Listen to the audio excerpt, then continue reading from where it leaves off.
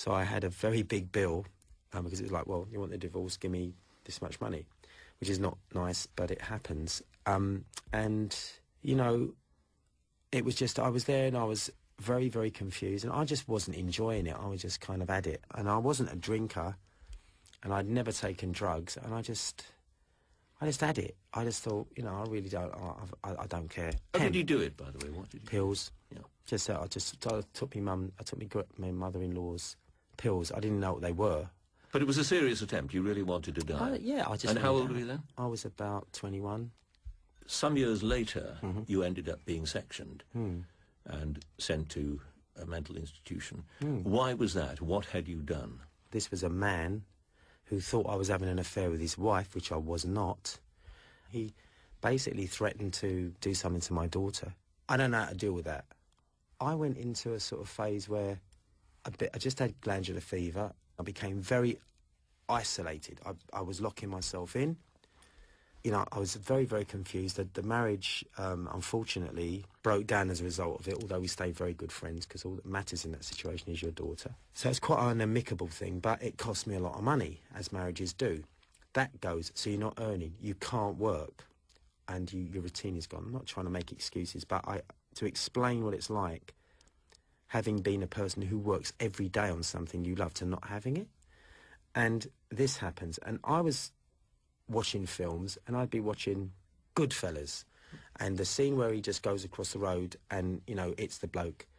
It got very primitive with me, and that was in my mind. I'd been watching Clockwork Orange, and these were all images, and I actually became, they call it hypermania, I actually got into a frame of mind. You're just out of control. It's like something that you should just leave alone, and you should not act upon. You do, in real life. And what did you do? I went to sort it out. I said, what's this all about? Your husband's doing this. And she said, oh, well, he's, you know, I said, well, where is he? I want to talk to him. It got into a blur. It was like a blur. And I thought, no, and I'm going to sort this bloke out. So did you find him? No, I didn't find him at all. I thought I'd found him, but I remember it being cold. It was Kentish Town. It was an awful place. And then what did you do when you failed to find him? Well, I basically wanted to get him out of the pub, because they said, oh, he's in the pub. So you went to the pub? I went to the pub, and I tried to throw something through the window to get him out for some reason. And I remember the moment that I threw something through the window. What did you throw? I threw a car alternator through the window. A big chunk of machinery? A big chunk of machinery. And then it was a situation where there was a boxing academy next door, and it was full of, like, these young boxers, and they came out, and they were going to kill me. I mean, I was literally, you know, like this. And at the time, in Camden Market, they used to sell firearms. They used to sell, like, you know, antique pistols and things. And there was one there, and I'd bought one, and I sort of had it with me. Was it a starter pistol? I mean, yeah, it was just a. I don't even remember it. It was something. I mean, I collect antiques. Right. And what did you do with it? Did you threaten anybody? No. Well, these guys were going to kill me. I mean, these guys were going to. So you took it out of your bag. So I basically took a sort of stance. You know, I sort of pretended that I was in a film. You held it out to them. You pointed it out. I just, yeah, obviously, you know, and they just ran off and left me. But they were going to. And then the police came. No. Then I just thought, what's going on here? And I was terrified. It was freezing cold, walking around for hours and hours. And then I kind of was going to just go home. And then the special unit police just I got in a cab, and they surrounded it. I was grabbed, stuck on the floor, foot in the net. I mean, there's really, you know, they were really screaming, and it's an awful situation, because I was a man I'd never broken the law, ever. But they thought you had a gun, so it's no, understandable. They asked me, they said, where's the gun? I said, it's in the car. So, but it was literally to experience getting arrested like that, because I'd never broken the law, and then suddenly my life changed. So, and you're at court number 1 of the Old Bailey? Yeah, well, yeah, court number 1 of the Old Bailey. I decided to go on my own. I didn't take a posse. I didn't have the money to hire a good lawyer, and you're in trouble. And it lasted for like 6 months, and it was court number 1, and it was like a Paris fashion show. I'd walk down, so there were like a wall of people, and I'd sat in my flat waiting to go to court, and they said, you're looking at 7 years.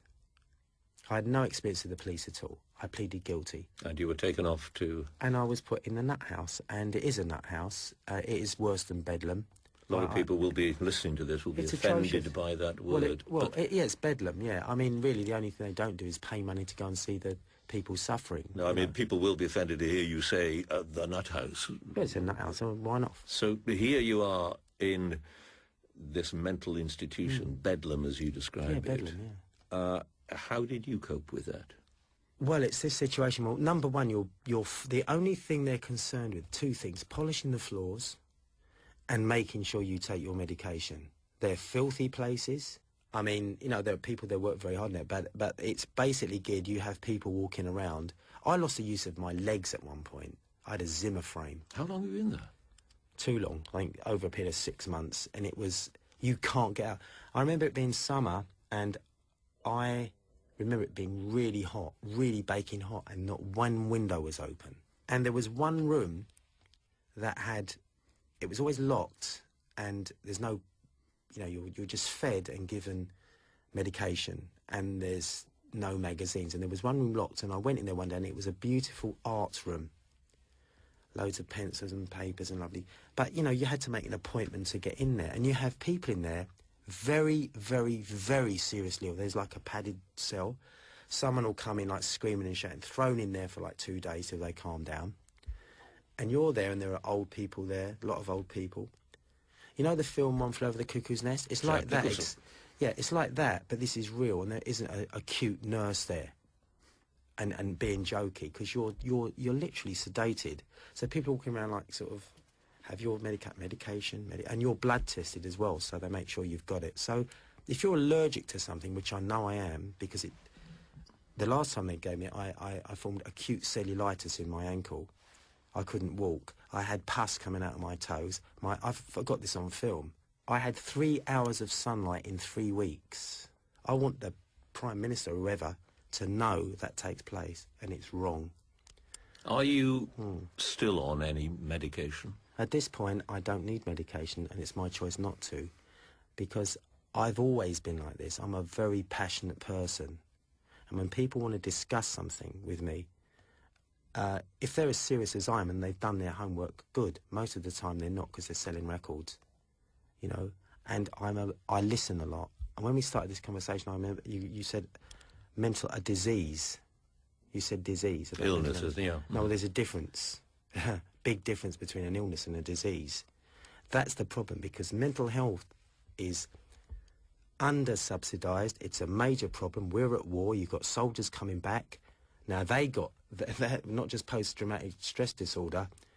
This is a major thing, and it's underfunded, and they're just doing it with pills, because if you can turn someone into a zombie, it's a lot easier than actually caring for them. If you lose your job, you lose your wife, you get 3 or 4 things happen, you're out of kilter, you're out of routine, suddenly you're not able to work. You go see the GP, don't feel too good. Instead of saying, go and see some friends, talk to, you know, do something, it's like, have a pill, have that. This will make you feel like, and you turn into a sort of, well, everything's middle. You're like, okay. And anybody taking antidepressants knows, and you're going along, but you're a nice little, you know, you're a bit tame. And then they don't wean you off it. They don't wean you off it. And these are very serious, powerful drugs. Would you recognise it if your hypermania, or whatever way to describe it as, because you're hyper, as you say, you live your whole life like that. I'm not hyper. On stage, I mean, it's like an athlete. I've got one thing in my mind. The finish line. You're performing, exactly. Yeah, that doesn't make me nuts or paranoid. No, I didn't say it made you nuts or paranoid, but what you've been saying is that you, because of your job and all sorts of other things, you feel yourself to be under enormous pressure. Yeah. Would you recognise the point at which that pressure, your whole lifestyle, turned the corner into something that was not just the kind of thing you can cope with, but turns into something else that we would recognise as a mental illness? Would you recognise the point at which that transition happened? And if there's any danger that you might not, shouldn't you be, I don't know, still taking the pills? Certainly, I agree with that. But I don't let that happen, because I've learned to say no, and I don't do anything that I don't want to do anymore, because I don't have deadlines. I don't have to deliver an album, 4 singles, 4 videos, do a tour, go where I'm told anymore. I do what I want to do, and I finance it with my own money because I wrote the songs and I get the publishing money. You've got a very good point there. I didn't take holidays at all. I didn't take breaks. Now I do. I pace myself. And if I have a problem, if something really affects me, instead of harbouring it, not letting it out, I'll go out in the park and, so go for a walk. I get up in the morning, go for a walk, and I like quiet time. I go for a walk and I'll go out in the cold. I'll take the dogs out. Or just shout, go in the middle of the park, get it out of yourself, or go to the gym, whatever you do. You better be careful about staying in the middle of a park shouting. Well, in the middle of Hyde Park, maybe I'll crack Anish Kapoor's sculpture because it'll be so loud. So I went to college with him. But you have your private life. And some people, when someone mentions, this bipolar thing, it does, whichever way you go, it's like as if, well, it's an accusation. It's an accusation. It's sort of, and bipolar has become so commonplace that even on EastEnders it was dealt with and wonderfully acted by Lacey Turner. They dealt with it. That is what it's like. You can go from a normal situation and end up walking around the street with no shoes and socks. And that's the point I'm trying to make. Do you think, is it not possible, likely even, with me, that will happen to you again? Not in my lifetime. And if it does, why can you be so sure of that? Because I know what the result is if it goes all the way. I know what it's like to have your freedom taken away, and I also know that. But are you necessarily in control of that? You've got to be in control. But how can you be sure that you will be? Because you haven't been in the past. I make fear my friend. I don't ever forget that it's there. I know it's there. I know that I'm capable of being that way, yeah? I'm capable of actually succumbing to pressure and to... Yeah, that's my point, yeah, exactly. Of course, but I have it there, right there, and I acknowledge it. But I found other ways of dealing with it that I would say it's not just... exercise and all that, but also, there's a faith, whoever your God may be. Actually, prayer helped me a lot.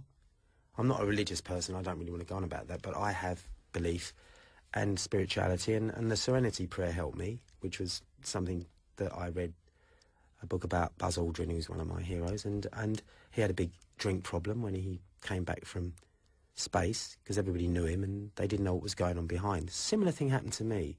I read the book and Magnificent Desolation, and it really moved me.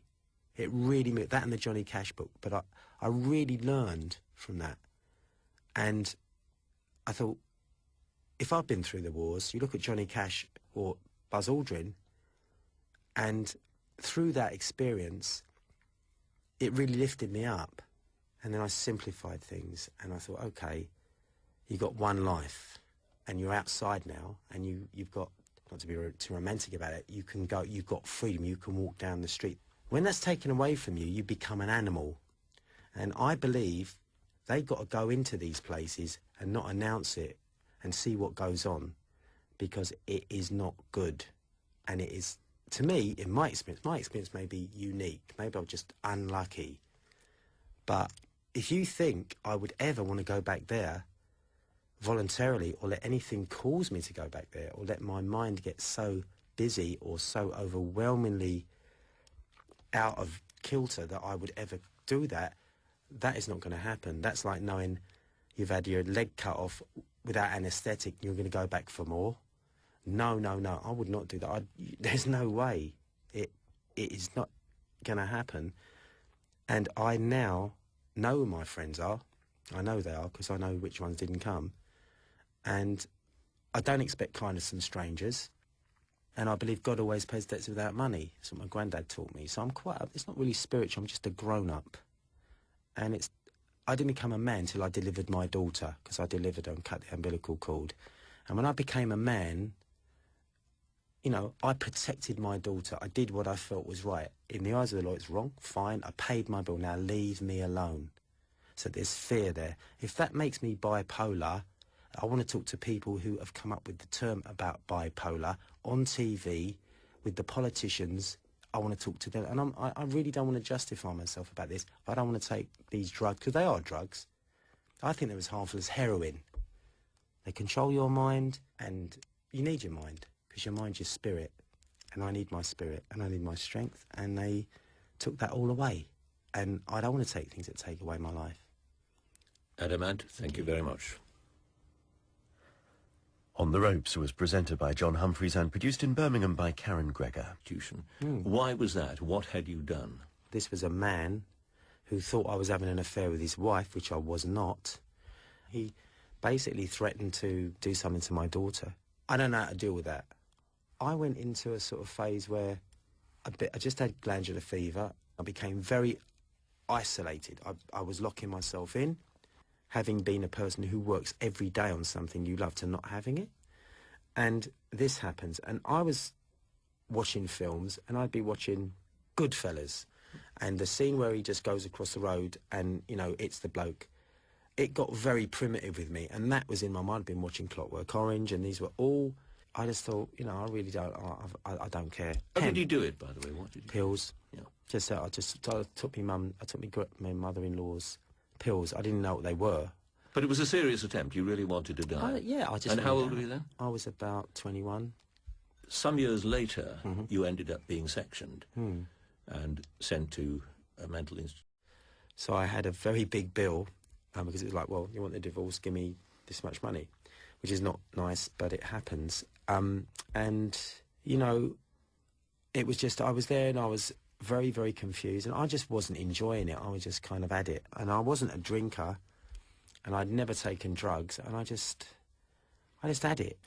You know, I was very, very confused. The marriage, unfortunately, broke down as a result of it, although we stayed very good friends, because all that matters in that situation is your daughter. So it's quite an amicable thing, but it cost me a lot of money, as marriages do. That goes, so you're not earning, you can't work, and your routine is gone. I'm not trying to make excuses, but to explain what it's like,